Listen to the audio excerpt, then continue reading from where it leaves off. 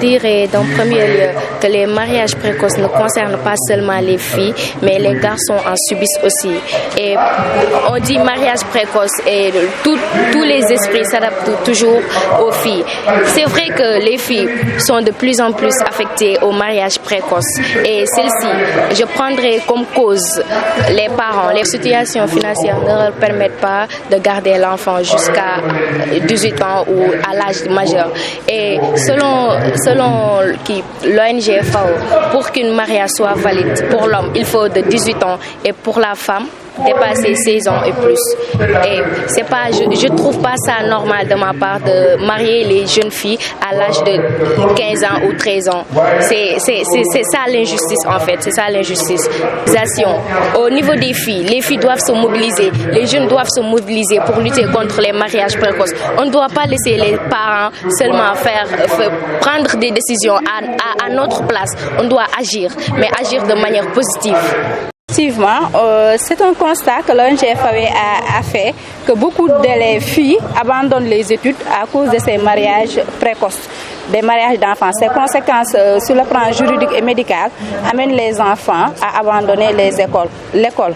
Et ce qui fait qu'ils se sont arrêtés avec le partenaire VLF pour pouvoir financer des activités au niveau des 3 IA de Dakar, Pikine, Guédiawaye et de Rufisque pour faire des sensibilisations au niveau de la communauté éducative en choisissant des établissements et des conférenciers. Ici aujourd'hui nous avons 3 conférenciers, le psychologue conseiller, un maître qui coordonne la maison de justice et aussi un docteur pour nous parler des conséquences médicales, vu que ça entrave l'épanouissement des jeunes, surtout dans l'éducation. Il y a un accompagnement que le ministère a mis en place avec les centres d'orientation pédagogique qui prennent en charge ces élèves, mais aussi l'inspection médicale des élèves aussi qui prennent en charge sur le plan médical les élèves victimes de mariage d'enfants pour les accompagner. Et aussi des cellules genre au niveau des établissements pour pouvoir sensibiliser ces élèves avant d'aller dans ces mariages, pour éviter ces mariages précoces au niveau de ces enfants, que ce soit filles et garçons, même si les filles sont les plus impactées par rapport à ce fléau.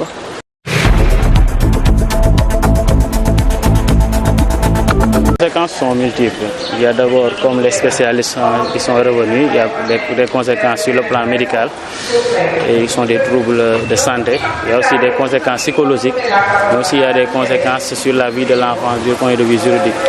On a constaté que beaucoup de temps, ces mariages n'ont pas d'issue.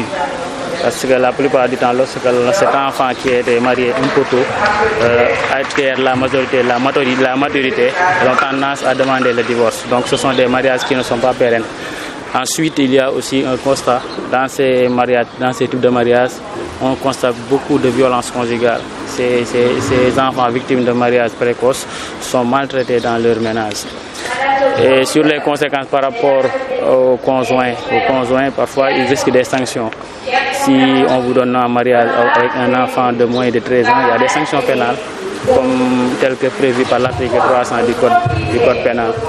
Il y a aussi la possibilité de la dissolution de ce mariage, par le juge, parce qu'on ne peut pas concevoir qu'un enfant de moins de 13 ans puisse être donné en mariage, parce que le code de la famille, en son article 111, nous dit que le mariage doit être nommé